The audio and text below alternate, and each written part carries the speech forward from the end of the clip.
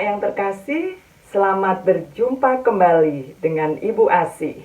Semoga kalian sehat dan semangat.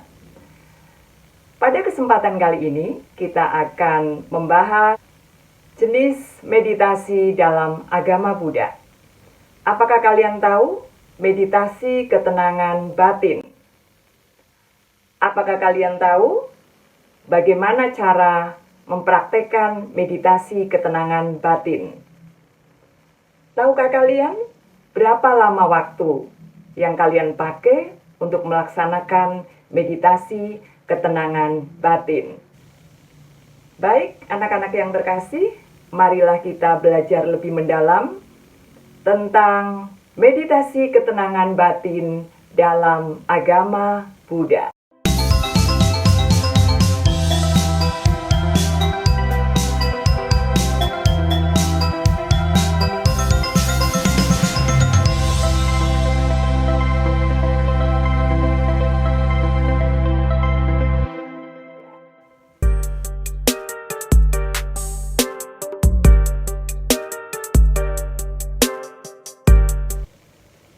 Anak-anak yang terkasih, salam bahagia, namo buddhaya. Kita mengetahui bahwa pada zaman yang modern ini, kemajuan terjadi begitu pesat dan cepat. Selain memberikan dampak positif, kemajuan dalam berbagai hal yang terjadi saat ini juga memicu terjadinya banyak masalah. Sebagian orang semakin banyak yang terjebak dalam budaya hedonis, jauh dari ketenangan dan kenyamanan batin. Sedangkan sebagian orang yang telah sadar, mereka mempraktekkan meditasi. Kita umat Buddha seharusnya bersyukur karena memiliki warisan luhur yang menjadi harta karun bagi agama Buddha, yaitu ajaran dan praktik meditasi yang sudah dipraktekkan sejak ribuan tahun yang lalu. Salah satunya adalah meditasi ketenangan batin. Anak-anak yang terkasih, mari ikuti penjelasan berikut ini. Apa itu meditasi ketenangan batin? Meditasi ketenangan batin juga dikenal dengan istilah samatha bhavana. Namun sebenarnya, istilah bhavana memiliki makna yang lebih luas dari meditasi. Bhavana maknanya adalah pengembangan batin. Sedangkan meditasi memiliki makna yang lebih sempit, yaitu latihan untuk konsentrasi ke objek tertentu. Meditasi ketenangan batin bertujuan mencapai tingkat konsentrasi tertentu yang disebut jhana, yang pada akhirnya menjadi kondisi batin yang tenang, damai, dan harmoni. Meditasi ketenangan batin dilakukan dengan memilih salah satu objek meditasi yang sesuai dengan karakter, watak, atau perilaku meditator. Tahukah kalian, ada berapa objek meditasi ketenangan batin menurut agama Buddha? Mari kita bahas. Objek meditasi ketenangan batin. Dalam agama Buddha, jumlah objek meditasi ketenangan batin ada 40 jenis.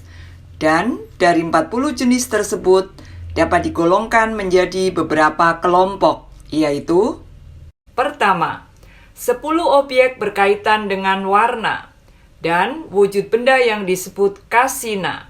Misalnya, apokasina itu wujud air, nila kasina itu warna biru, dan sebagainya. Kedua, 10 objek berupa wujud kekotoran atau asubha. Misalnya, wujud mayat yang membengkak, tulang tengkorak, dan sebagainya. Ketiga, 10 objek berupa perenungan atau anusati, antara lain perenungan terhadap Buddha.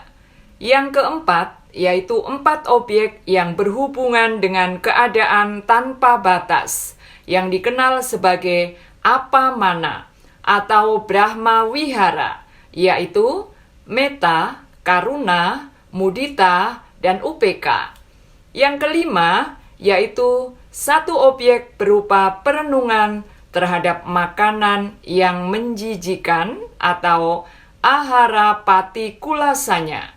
Yang keenam, yaitu satu objek berupa analisis terhadap 4 unsur dalam jasmani atau catu datu wawatana.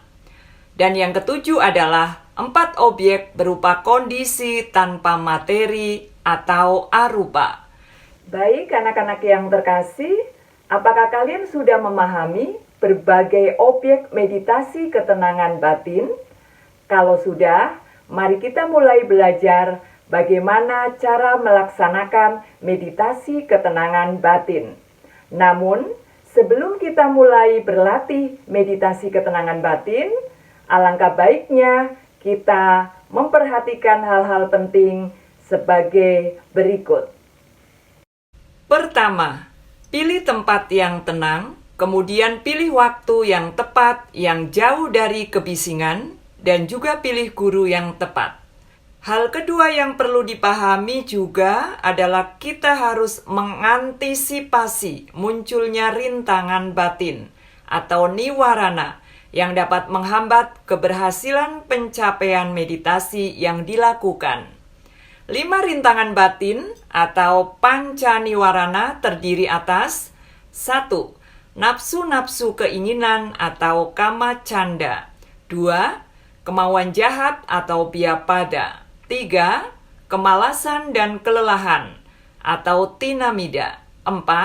Kegelisahan dan kekhawatiran atau udaka kukuca. Dan 5. Yaitu keraguan-raguan atau wicikica.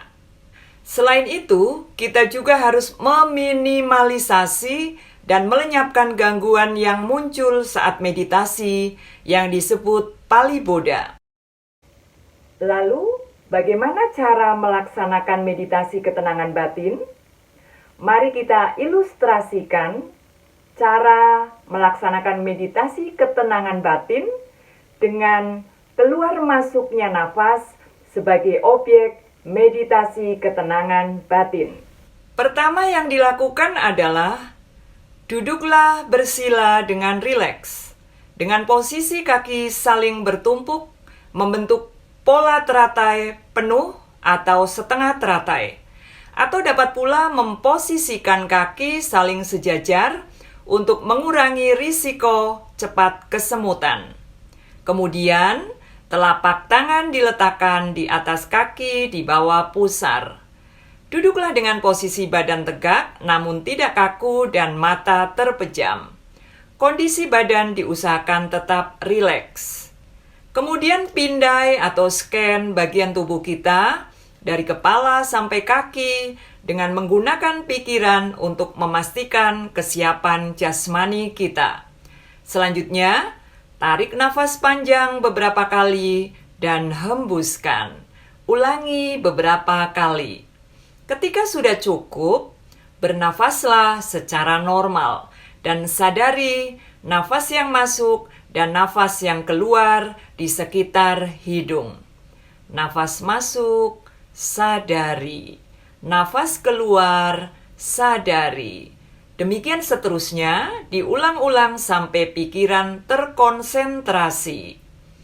Jika pikiran mengembara dan tidak fokus, berusahalah kembali ke objek meditasi.